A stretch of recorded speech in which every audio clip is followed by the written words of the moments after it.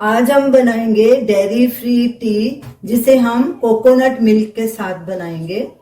इस चाय में हम डेयरी मिल्क की जगह कोकोनट मिल्क का यूज करेंगे, जो कि वीगन मिल्क है। फ्रेश कोकोनट से कोकोनट मिल्क कैसे बनाया जाता है उसका वीडियो हमने डाला हुआ है, आप उसका लिंक स्क्रीन पे देख सकते हैं। तो चलिए चाय बनाना शुरू करते हैं। हमने एक पैन लिया है, उसमें 1 कप हम पानी डालेंगे। थोड़ी सी छोटी इलायची का पाउडर, ये भी आप अपने हिसाब से डाल सकते हैं। मैंने तकरीबन 1/4 टीस्पून डाला है। चीनी भी आप अपने स्वाद के अनुसार डालिए, क्योंकि कोकोनट भी उसमें भी मिठास होती है। तो हम 2 कप चाय बना रहे हैं, तो मैं इसमें ये 2 टीस्पून मिश्री के डालूंगी। आप अपने हिसाब से डाल सकते हैं। और इसमें 1.5 टीस्पून चाय पत्ती डालूंगी। अब गैस चलाएंगे और इसमें एक बॉईल आने देंगे। गैस को मैंने मीडियम हाई पे रखा है। कोकोनट मिल्क को भी हम गरम करेंगे, क्योंकि इसमें ठंडा कोकोनट मिल्क नहीं डालना, क्योंकि चाय आपकी फट सकती है। उस मिल्क को बॉईल करने के लिए भी उसका तरीका अलग होता है। हमने एक पतीले में थोड़ा पानी रखा है और एक दूसरा पतीला लेंगे, उसमें हम ये 1/4 कप दूध डालेंगे। इसे डबल बॉयलर मेथड से गर्म किया जाता है, डायरेक्ट नहीं किया जाता। ऐसे करेंगे। अब इसे आग पे रखेंगे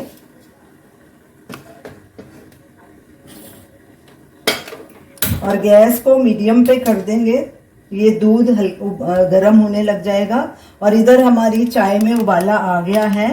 अब हम गैस को सिम पे कर देंगे और इसे 5 मिनट सिमर होने देंगे। जब दूध गर्म हो जाएगा तो हम गैस को बंद कर देंगे। कितना गर्म करना है ये हम आपको उस वक्त दिखा देंगे।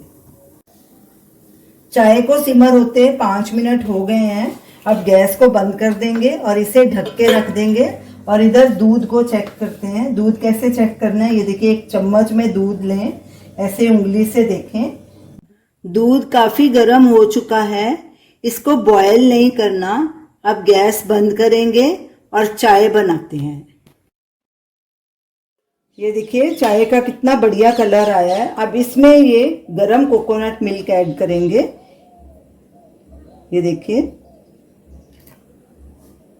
अब इसको अच्छे से मिक्स कर देंगे और छान के कप्स में डाल देंगे। ये देखिए, ऐसे दूध बिल्कुल भी चाय हमारी फटी नहीं है गरम करने से। और दूध को जरूर गरम कीजिए चाय में डालने से पहले। अब इन्हें कप्स में डाल देंगे और सर्व करेंगे। ये देखिए, चाय बिल्कुल हमारी फटी नहीं है।